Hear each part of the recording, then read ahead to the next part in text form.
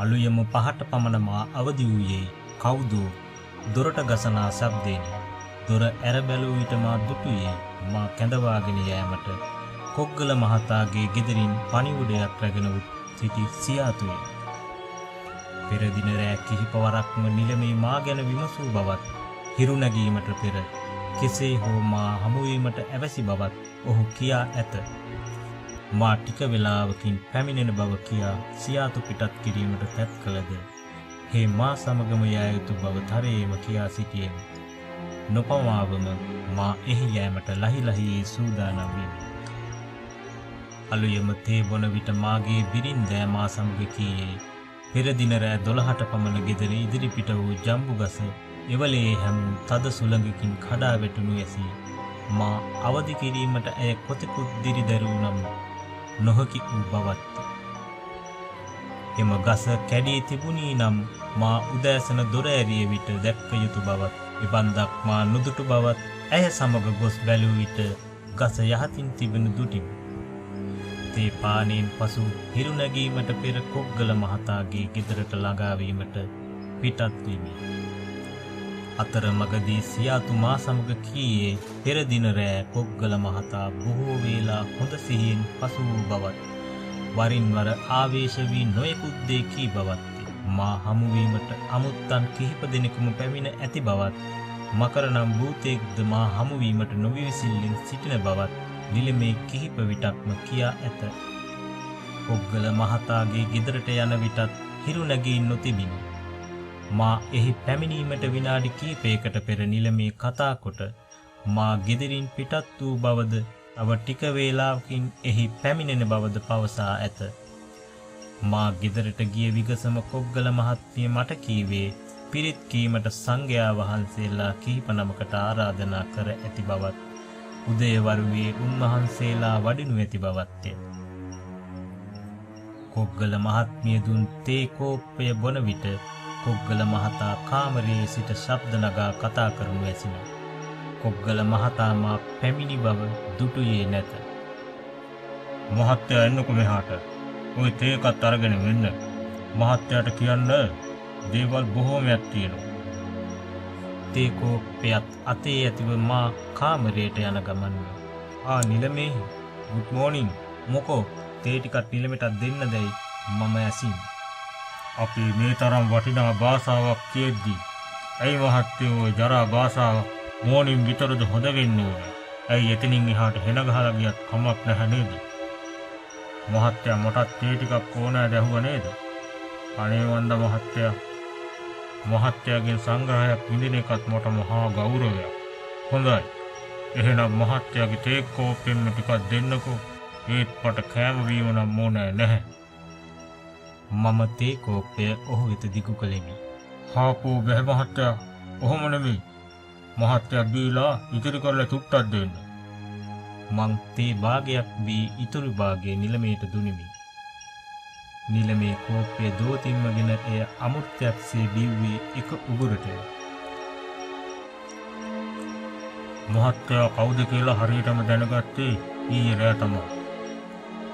ඊයේ රෑ මෙහි හරි සෙල්ලම්. මහත්තයාගේ පරණ යාළුවෝ කීප දෙනෙක් මාව මහත්තයාව බලන්න. ඕනෑම වෙලාවට මහත්තයා නැහනුවෑ.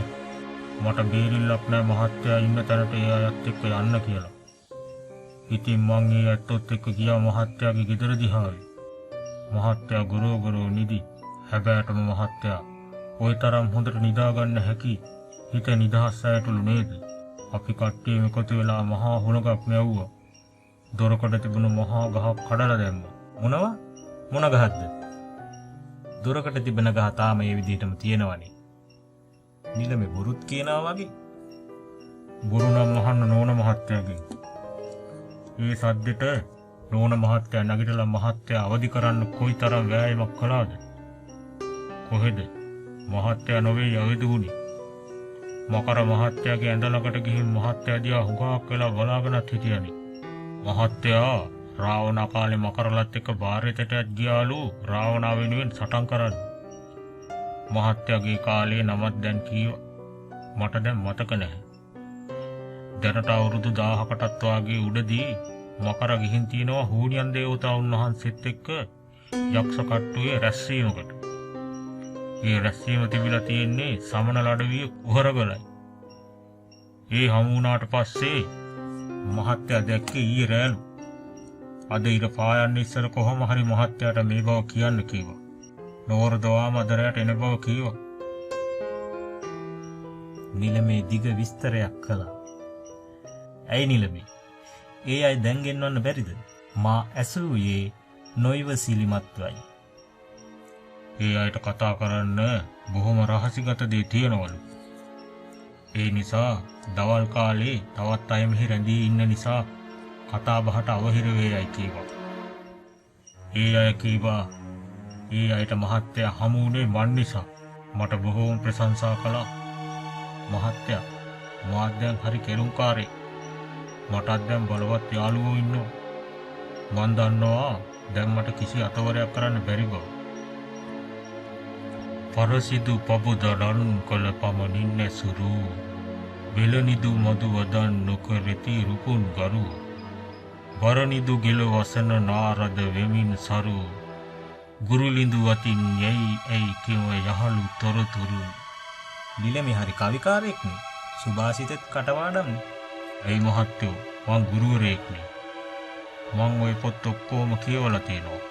හුඟක් හරිය කටපාඩම් කරලත් තියෙනවා. ඒ කාලේ හැටියට මමත් ඒ පළාතේ හිටිය හොඳ උගතෙක්.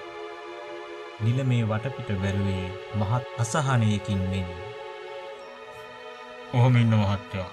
කිරිත් කියන හාමුදුරුවෝ වඩිනවද කියලා මම බලාගෙන ඉන්නම්. නිලමේ පිටත්ව ගිය බව පෙනිනි. කොග්ගල මහත්මිය පිරිත් දේශනයට කටයුතු සූදානම් කරමින් සිටියාය. නිලමේ ආපසු පැමිණි බව පෙනිනි. මහත්තයා මං ගිහින් ආවා. ස්වාමීන් වහන්සේලා 5 නමක් වඩිනවා. මෙන්න ජන්තුත් ඇවිත් ඉන්නවා. හෝ එයාගේ කැපේ නැති නිසා මහත්තයා එක්ක කතා කරන්න විදිහක් නැති නිසා ලත වෙනවා. ජන්තු කියනවා මකරයි තවත් එක්කෙනෙකුයි අදරට එනවලු. මකර ඇර තව කෙනෙක් මහත්තයා හම් වෙන්න ආසාවෙන් ඉන්නවලු. එයා රාවණ යුගය ගැන දිග විස්තරයක් කියන්න සූදානම්. හැබැයි මහත්තයයි මමයි කොග්ගලයි කැපයයි හැර වෙන කවුරුවත් මෙහි ඉන්න එපා. බොහොම රහසිගත දේත් කියන්න යනවාලු. ඊයේ මකර ඇවිත් මහත්තයා බලලා ගියාට පසුව ඒ අත්තන්ගේ හමුවක් පැවැත්ුණාලු. ඒ හමුවේදී පේනයක් කිව්වලු ඊටම කෙට්ටු අනාගතයේදී හෙළදයට මහත් වින්නහියක් වෙනවලු. ඒ නවත්තන්න නම් අපේ හෙළදයේ අතීතය ගැන විස්තර පතුරවා හරින්න ඕනෑලු. හැම වසර 2500කට වරක් අපේ දෑ වෙනසෙනවලු. වසර 10000කට පෙර රක්කාණී තාරක රජතුමා සුරාසුර යුද්ධයේදී සුරයන්ගේ මැරුම් කෑවලු.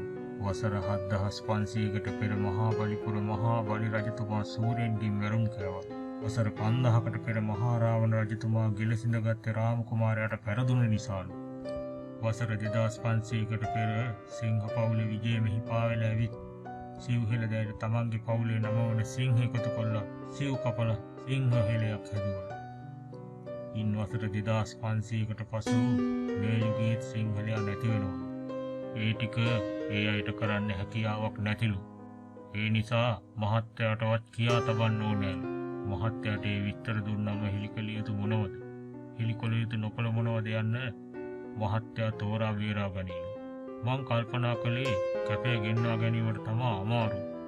ඊට මොකක් මම යොදන්නවා. අපට කැපේකු ඇවසි නැහැ. ඒ ටිකත් නිලමේටම කළ හැකි. ඒ අය ආවම නිලමේ කොග්ගලගේ සිරුරින් අයින් වුණාම ඒ අයට හැකි කොග්ගල මගින් කතා කරන්න. එය වඩාත් හොඳයි. එක් අතකින් කොග්ගලත් උගත් කෙනෙකු නිසා එම විස්තර හොඳින් තේරුම්ගෙන කියන්නත් හැකියි. එය වඩාත් හොඳයි. එක් අතකින් කොග්ගලත් උගත් කෙනෙකු නිසා එම විස්තර හොඳින් තේරුම්ගෙන කියන්නත් හැකියි.